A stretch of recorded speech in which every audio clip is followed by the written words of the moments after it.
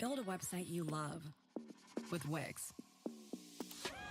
For your words, create your brand, your opportunity, your breakthrough. Feeling of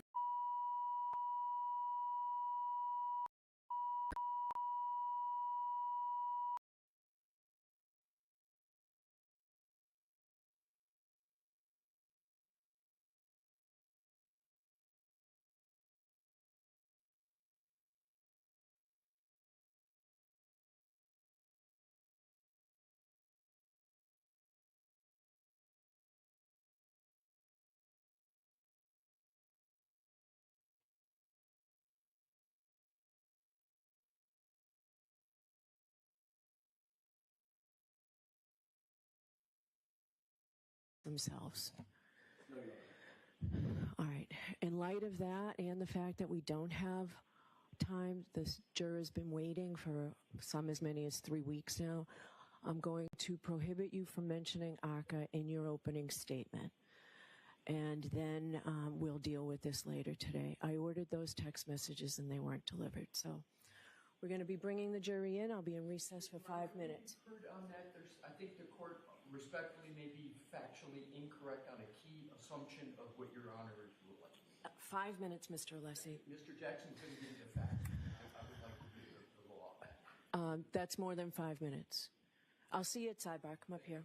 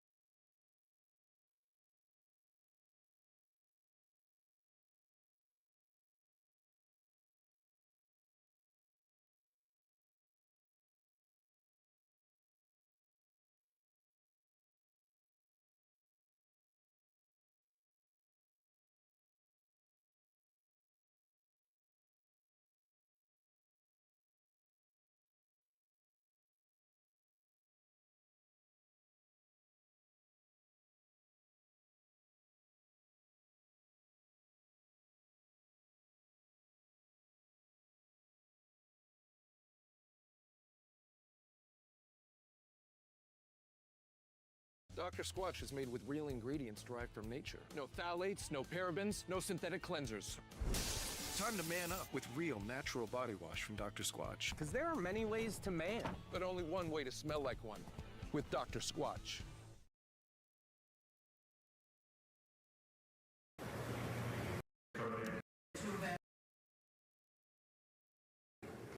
For being out of Iowa, where a man is facing trial for a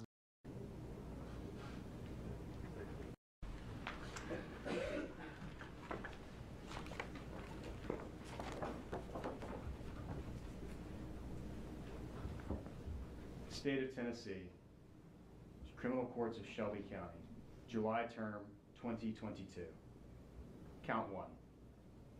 The grand jurors of the state of Tennessee, duly selected, impaneled, sworn, and charged to inquire for the body of the county of Shelby, Tennessee, upon their oath present that Brandon and Isabelle, between January 30th, 2022 and February 3rd, 2022, in Shelby County, Tennessee, and before the finding of this indictment, did unlawfully, intentionally, and with premeditation kill Danielle Hoyle in violation of Tennessee Code Annotated 39-13-202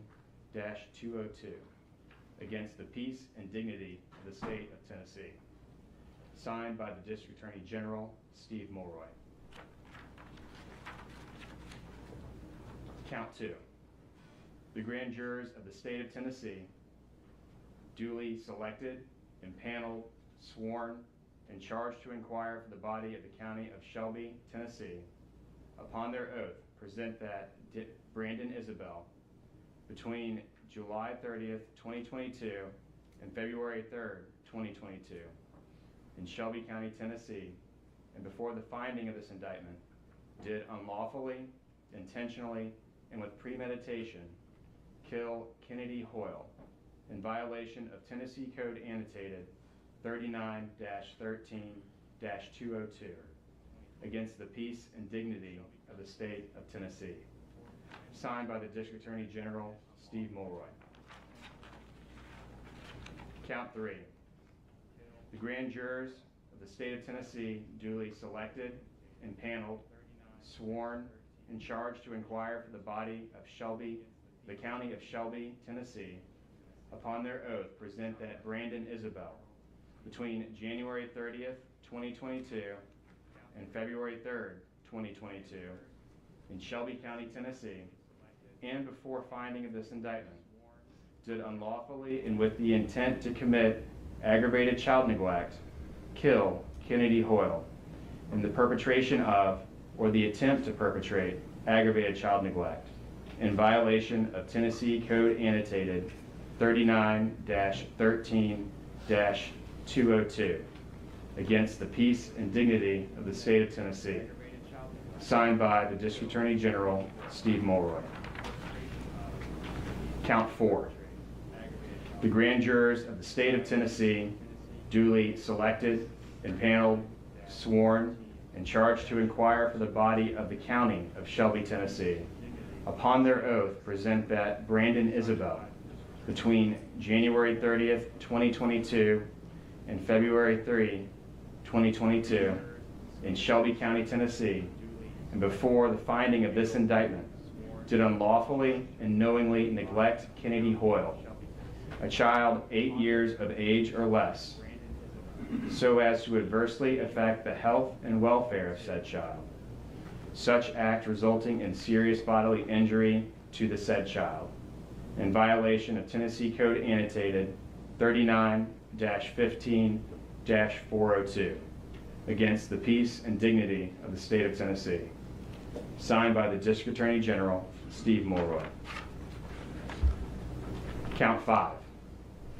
The grand jurors of the state of Tennessee, duly selected and paneled, sworn, and charged to inquire for the body of the county, Shelby, Tennessee, upon their oath, present that Brandon Isabelle, between January 30, 2022 and February 3rd, 2022, in Shelby County, Tennessee, and before the finding of this indictment, did unlawfully and knowingly remove or confine Kennedy Hoyle so as to interfere substantially with the liberty of the said Kennedy Hoyle, and said Kennedy Hoyle did suffer serious bodily injury in violation of Tennessee Code Annotated 39-13-305 against the peace and dignity of the state of Tennessee.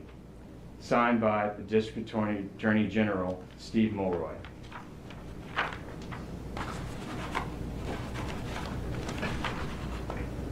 Indictment number 2203799. State of Tennessee versus Brandon Isabelle.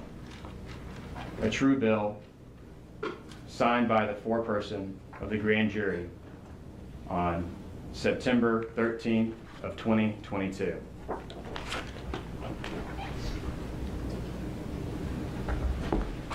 Ms. Fuchs, Mr. Massey, how does your defendant wish to plead to each count in the indictment? Your Honor, as to the charges listed in the indictment, Mr. Isabelle pleads not guilty. Thank you. Does the state wish to make an opening statement? We do, Your Honor. Go ahead, please.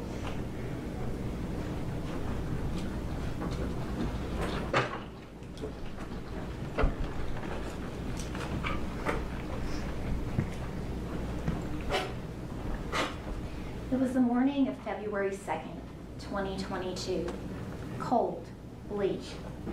Mud Island, where the Wolf River meets the Mississippi, was colorless. Shades of gray and brown, except for a small baby cat. What's the audio so out of like? place, lying on the riverbank. The only indication of what the defendant, Brandon Isabelle, did mere hours earlier. Danielle Hoyle was 27 years old, and she worked at FedEx. That's where she met the defendant, A meeting that would change the course of her life and so many others forever. Is it better? They had I a think it brief should be sexual good, right? relationship, and Danielle got La pregnant. la la with la Kennedy. la la la. The defendant then started dating another woman, Artisha Stewart. She also worked at FedEx. To the defendant, she was the perfect woman. He wanted to be with Artisha, and he'd do anything to keep her. Late the night of January 30th of 2022, the defendant received word that Danielle was in labor at Regional 1. He went to the hospital, and during those late night hours and early morning hours, he was texting Artisha. Their relationship had been on the rocks for a while. Artisha didn't want to deal with another child or another baby mama in the mix. And so they were going back and forth. Artisha was talking about ending things, breaking up, and the defendant was trying to convince her to stick with the relationship. In the midst of these text messages, in the wee hours of January 31st, 2022, baby Kennedy Caitlin Hoyle, was born. Later that morning, the defendant met up with Artisha at Mud Island by the river to talk about the relationship, and nothing was resolved. Fast forward to February 1st of 2022. Danielle's released from the hospital with her precious newborn daughter, Kennedy. She takes the baby home to meet her family, and her mother, April Campbell, gets to spend one precious hour with Kennedy. She didn't know that that was the only time she would get to spend with her granddaughter, and the last time that she would see her daughter Danielle alive. Danielle left that night in her Chevy Cruze. She had Kennedy in her car seat in the back seat, and she was going to meet the defendant. He said that he had baby clothes for her, and so they met at a Matco on Brooks and Elvis Presley. Somehow, the defendant convinced Danielle to drive down Sedgwick Road where it meets Levi, a desolate, deserted, dark road. Danielle pulled to the side of the road, parked the wrong way. The defendant exited his vehicle, opened the passenger door, and fired 5 shots into Danielle's car, striking her in the face and the head. He dragged her body from the car, leaving her face down in a ditch, so dark that all that could be seen were Danielle's bright pink shoes. He took Kennedy in her car seat from Danielle's car, put her in his Chevy Malibu, and drove away from the scene, leaving Danielle face down, blood gushing from her head in the muddy rainwater. For a while, the defendant drove around with little Kennedy. He eventually made his way back to 8072 Lathbury in Cordova, which is where he lived with his parents. He went inside the house, changed clothes, put his Adidas slides in the trunk of his car, and got back in the Chevy Malibu. Kennedy was still in the car, not even 2 days old. He had one more problem to take care of. He drove to Mud Island.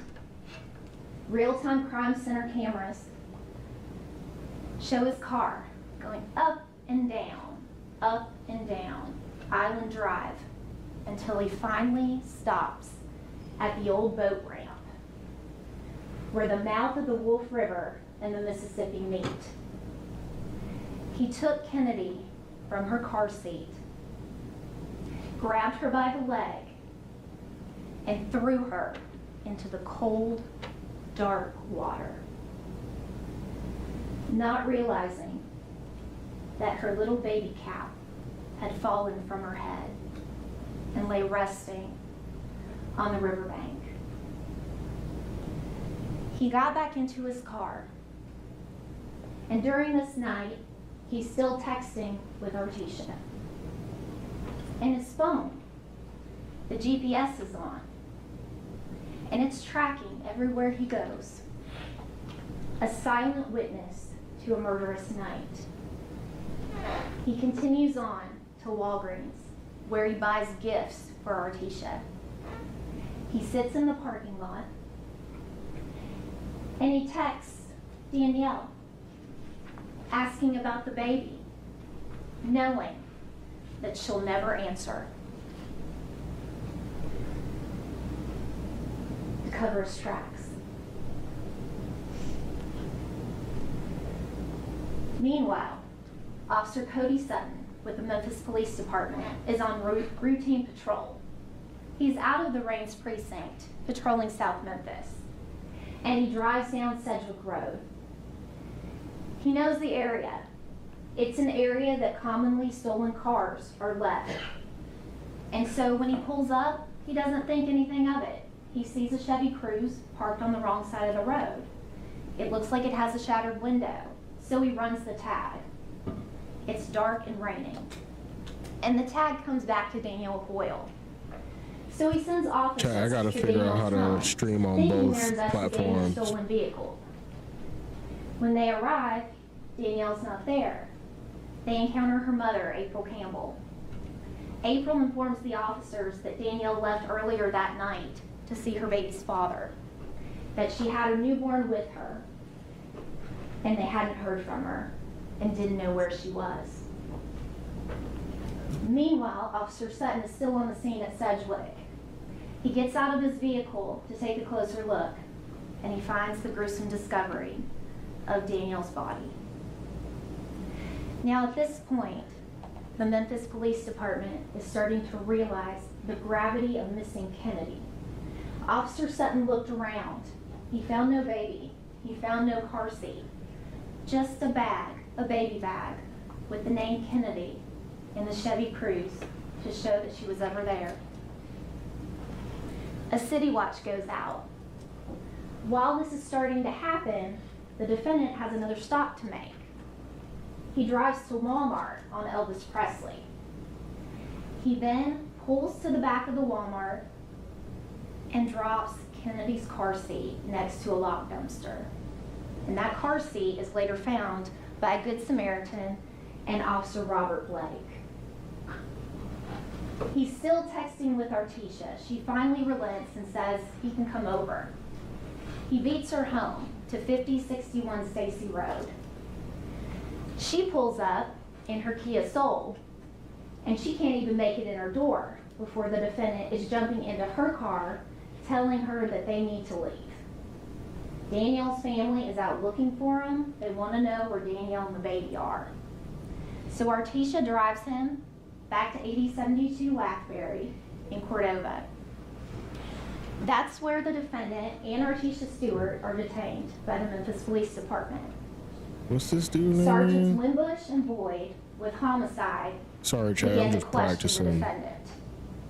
And through that questioning, I'm just it becomes practicing. apparent Let me see. It's not that they need to go Karen. to Brandon, Isabelle, Brandon. and so a frantic search begins for baby Kennedy on Mud Island.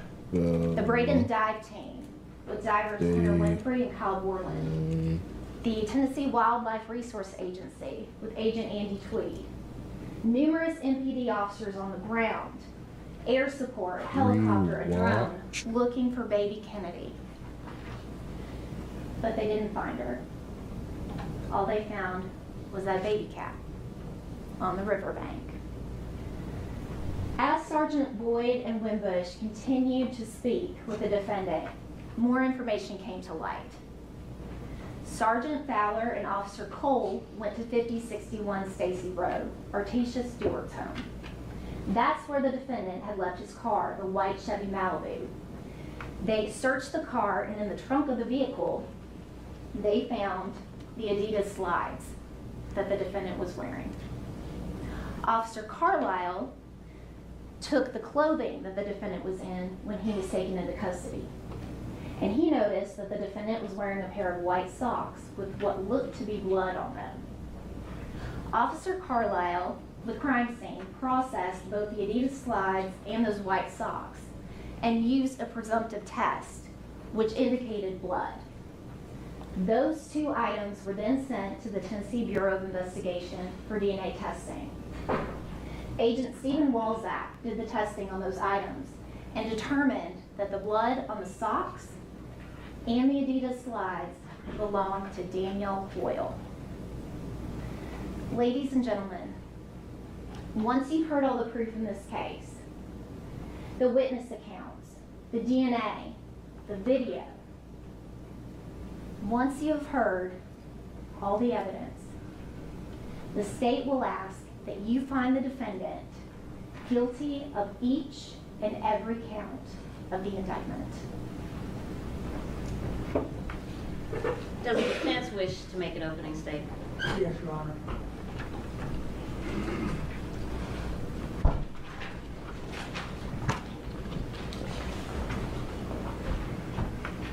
Come back to center with me first. We talked in boredom about how the state made the allegations, and they have. They did it through an indictment, and they did it through their opening statement. Now, it is up to them, the burden is on them to prove these allegations. To prove these allegations beyond a reasonable doubt. Now, we also talked about how you can't know for sure if truth is being told to you. And that's understandable. Truth rings like a bell on a clear day. Truth does not lend itself to interpretations. Different scenarios, different interpretations.